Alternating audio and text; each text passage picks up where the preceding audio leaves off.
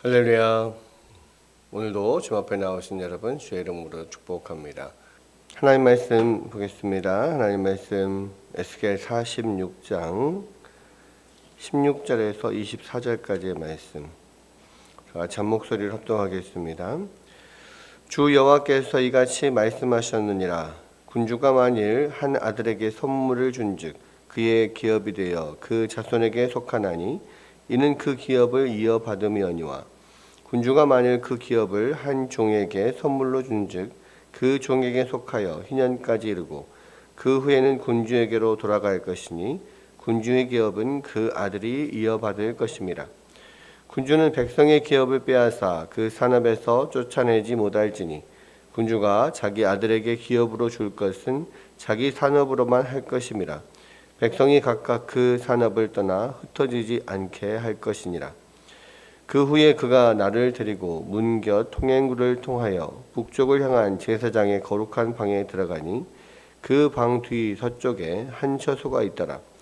그가 내게 이르시되 이는 제사장이 속건제와 속죄제 희생제물을 삶으며 소제 제물을 구울 처소니 그들이 이 성물을 가지고 바깥 뜰에 나가면 백성을 거룩하게 할까 함이니라 하시고 나를 데리고 바깥뜰로 나가서 나를 뜰 네 구석을 지나게 하시는데 본즉 그 뜰 매 구석에 또 뜰이 있는데 뜰의 네 구석 안에는 집이 있으니 길이는 40척이요 너비는 30척이라. 구석의 네 뜰이 같은 크기며 그 작은 네 뜰 사방으로 돌아가며 부엌이 있고 그 사방 부엌에 삶는 기구가 설비되어 있는데 그가 내게 이르시되 이는 삶는 부엌이니 성전에서 수동된 자가 백성의 재물을 여기서 삶을 것이니라 하시더라. 아멘. 아멘. 오늘 에스겔 46장 16절에서 24절 말씀은 크게 두 부분으로 이렇게 나누어지는데요. 16절에서 18절까지는요. 군주에게 주어지는 그 기업, 또 그것과 그것이 이렇게 자녀들에게 유산으로 물려주는 부분에 대해서 이야기가 나오고, 그 다음에 이제 19절부터 24절까지는 성전에서 제사장들에게 속죄제와 속건제물이 드려졌을 때 제사장을 위하여서 그 굽고 삶는 부엌이 따로 있고, 또 성전 그 귀퉁이에 네 곳에 이 레위인들이 백성들 위하여서 제물을 삶는 부엌이 네 군데 갖춰져 있는 거, 이 부분에 설명하는 면이 나옵니다. 첫 번째 16절에서 18절까지를 보면 여기서 이 군주에게 어떤 땅이 있죠. 그러니까 모든 이스라엘의 땅들은 각 기업별로 또 가문별로 가족별로 다 이렇게 분배가 되어 있습니다. 그래서 이제 왕에게도 분명히 그 분배되어 있는 땅이 있는 거죠. 그 땅을 여기서 보면 만일 한 아들에게 그 땅을 선물로 줬을 때 그때 그의 기업이 되어서 그 자손에게 속하게 된다. 그래서 이는 그 기업을 이어받았음이야라고 이야기를 하고 있습니다. 그러니까 군주가 원래 가지고 있는 그 땅 안에서는 그 자녀들에게 계속해서 그 가문의 이제 그 가족의 기업이 되는 거니까요. 그 아들에게 자손들에게 물려줬을 때 그 땅은 그대로 그 자손들이 이어받게 되는 거예요. 그런데 한편으로 어떤 신하나 또 종에게 그 어떤 신하가 또 종이 굉장히 큰 일을 하고 마음에 드는 일을 해서 만약에 선물로 자기의 땅을 주었다. 군주가 땅으로 상을 줄 수 있잖아요.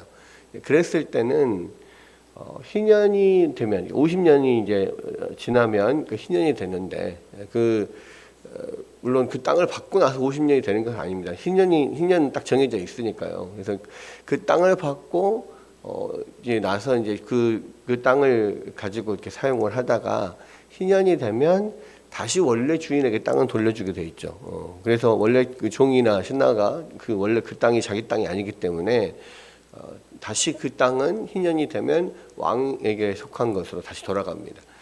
그러니까 왕이라고 해서 그렇게 하나님께서 딱 정해놓은 틀을 왕이라고 해서 자기 마음대로 바꿀 수가 없는 거예요. 그래서 이제 그 대표적으로 지금 아합 왕 같은 경우에 원래 자기 땅이 아닌데 바로 궁궐 앞에 보면 아주 좋은 포도원이 하나 있어요. 근데 그 포도원이 너무 갖고 싶은데 그게 원래 자기에게 주어진 땅이 아니에요. 그게 나봇이라고 하는 사람의 그 포도원이었는데 그걸 갖고 싶은데 가질 수 있는 방법이 없는 거죠. 억지로 빼앗을 수도 없고 빼앗았다고 해도 하나님의 정하신 법 안에서 희년이 되면 돌려줘야 되고 막 이런 겁니다. 그래서 그것 때문에 엄청 갖고 싶은데 못 가지니까 고민을 하죠. 그래서 막 거의 그것 때문에 상사병에 걸릴 만큼의 막 이렇게 마음에 힘들어할 때 뭔가 갖고 싶은 욕망이 있는데 그것을 못 가지면 막 거의 죽을 것 같은 사람들이 있잖아요. 아합이 이제 그런 사람이었는데 이건 방법이 없는 거예요. 자기가 아무리 왕이지만 하나님 정해 놓으신 법이 있으니까 이제 그것을 이 자기의 아내인 이세벨이 듣고 그 이세벨은 이스라엘 사람이 아니잖아요. 이 두로의 그 제사장이자 왕인 에팔의 딸이죠. 그리고 그 두로와 시돈에서 있던 그런 우상 숭배를 이렇게 하는 것들을 바알 신앙들을 가져다가 완전히 이스라엘을 그냥 우상 숭배로 쩔게 만드는 사람 아닙니까? 근데 이 이스벨이 볼 때는 되게 어리석은 거예요. 아니 왕이 할 수 없는 게 뭐가 어디가 있어? 왕이 그것 때문에 고민을 해 쪼잔하게 이렇게 생각하면서 계략을 짜가지고 그 나봇을 죽여버리고 그 포도원을 빼앗아다가 남편에게 주는 거죠. 뭐 그렇게 하니까 또 그것도 좋다고 받아요. 그게 이제 하나님의 법을 정면으로 어기는 겁니다. 근데 왕이라고 해도 이스라엘은 이 하나님께서 정해진 법도를 지켜야 돼요. 그 안에서 그 한계 안에서 어떤 자기의 어떤 왕권이나 이런 것들을 사용을 하는 거죠. 그런 부분들을 지금 이야기를 하고 있습니다. 그래서 18절에 군주는 백성의 기업을 빼앗아서 그 산업에서 쫓아내지 못할지니 군주가 자기 아들에게 기업으로 줄 것은 자기 산업으로만 할 것임이라. 백성이 각각 그 산업을 떠나 흩어지지 않게 할 것이라. 이것은 둘 다 마찬가지인데요. 어떤 군주의 기업도 보호를 하고 백성의 기업도 보호를 하는 그런 어떤 정책, 하나님의 그런 법입니다. 그래서 그 법 안에서 자기가 할 수 있는 만큼의 최선을 다해서 그 땅을 이렇게 사용하는 것, 그것이 하나님의 백성들이 마땅히 지켜야 될 질서인 거죠. 여러분, 우리가 이 세상에서도 마찬가지입니다. 하나님께서 각자에게 주신 분복이 있어요. 그 어떤 하나님께서 주시는 기업이 있는 거죠. 또 복의 한계, 뭐 이런 것들이 있습니다. 그래서 그 안에서 최선을 다해서 그 복을 누리면서 사는 것, 또 그것이 우리가 해야 될 일이지, 그 이상의 것을 넘보고 계속 욕심을 내고 하는 것은 하나님께서 기뻐하시지 않으시는 거예요. 예를 들어 그런 게 있죠. 그러니까 우리는 누구나 다 한계라는 것이 있습니다. 그래서 능력의 한계라는 것이 있는 거죠. 뭐 예를 들어서 어떤 사람은 공부를 잘하는 재능을 타고났어요. 어떤 사람은 공부를 그렇게 잘하는 재능이 없어요. 공부를 잘하는 재능이 있는 사람은 똑같은 시간을 공부를 해도 훨씬 더 성적이 좋죠. 그러나 저 재능이 없으면 아무리 열심히 해도 성적이 좋게 나오지 않아요.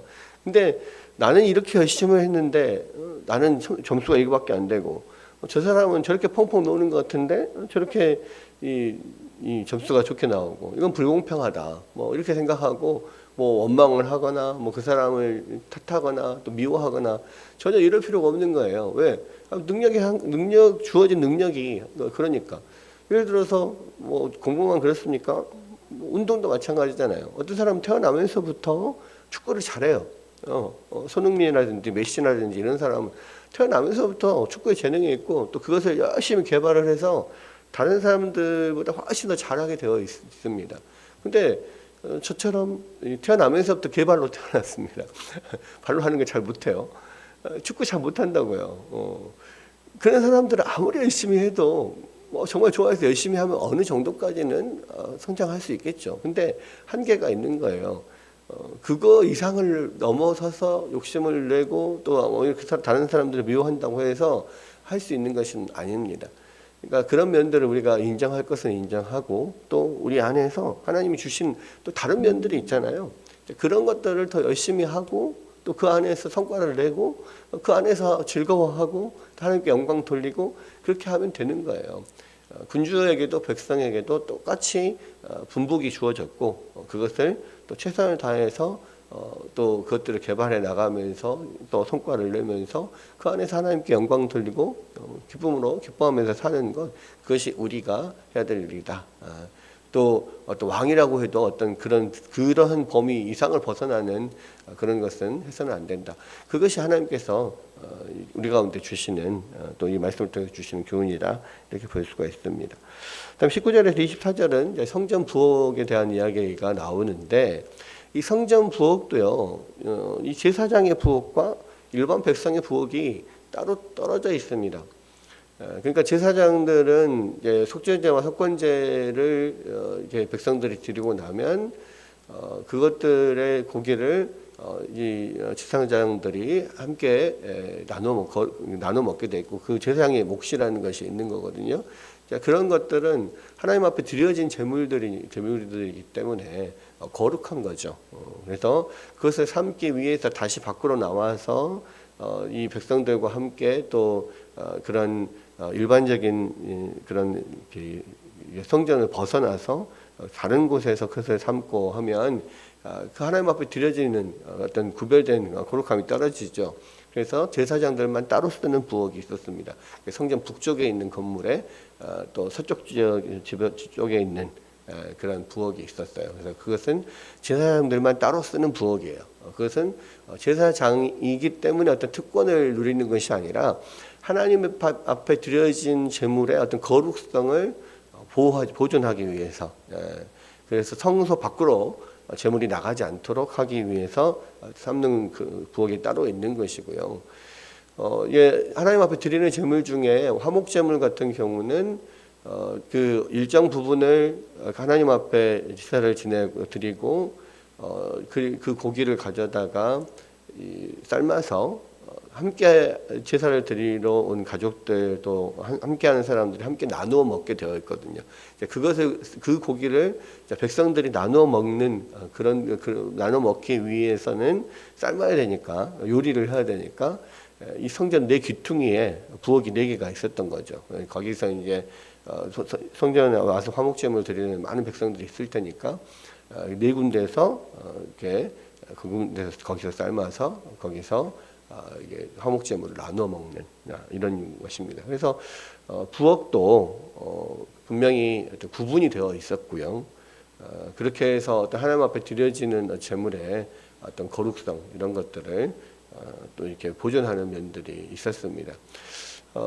이런 면에서도 이제 우리가 말씀을 통해서 이렇게 얻을 수 있는 교훈은 뭐냐면 하나님의 그 교회 안에서도 이렇게 함께 나누어 먹는 어떤 이런 교제들, 이런 것들이 구약 시대에도 굉장히 중요했다는 거예요. 하나님께서 주시는 말씀하셨던 여러 가지 제사들 5가지 제사가 있죠. 번제, 소제, 속죄제, 속건제, 화목제 이 5가지 제사가 있는데 번제는 하나님 앞에 모든 것을 다 태워서 드리는 것이고요. 소제는 그런 태워드리는 제사, 또 피를 흘려서 드리는 제사와 함께 곡식들을 같이 드리는 소제가 있었고, 곡식 제사가 있었고요. 그 다음에 속죄제와 속건제는 죄에 관련된 거죠.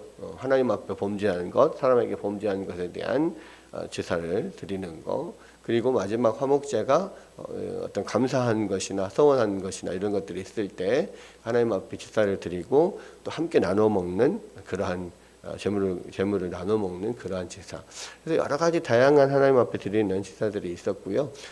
이런 것들은 특별히 이게 화목제가 있었다고 하는 것은 하나님 앞에 함께 예배하면서 또 함께 예배하는 사람들이 함께 그 식탁에 교제를 하고 함께 나누어서 먹고 또 그러면서 하나님 앞에서 함께 먹는 면들, 그런 교제면들 이런 것도 되게 중요했다라고 하는 겁니다.